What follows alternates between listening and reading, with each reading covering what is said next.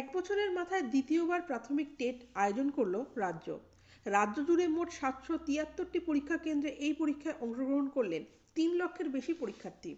প্রশংসনীয়ভাবে এবার টেটের জন্য সুপরিকল্পিত বন্দোবস্ত করেছিল রাজ্য সরকার, যার সুবাদে কার্যত কোনো রকম হয়রানি ছাড়াই সফলভাবে সময় মতো পরীক্ষা কেন্দ্রে পৌঁছেছিলেন পরীক্ষার্থীরা।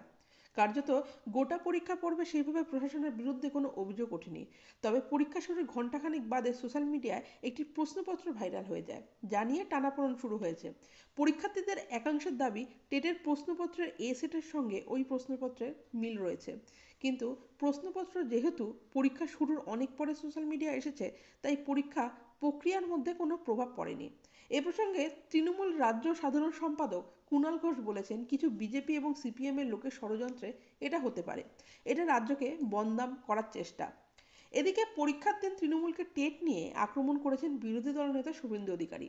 তার দাবি, শুধু পরীক্ষাই হচ্ছে, নিয়োগ হবে না। 2017 সালের টেটে নিয়োগ হয়নি, 2022 সালের টেটে নিয়োগ হয়নি, এবারেও হবে না। এই টেট হচ্ছে শুধু লোকসভা ভোটের টাকা তোলার জন্য।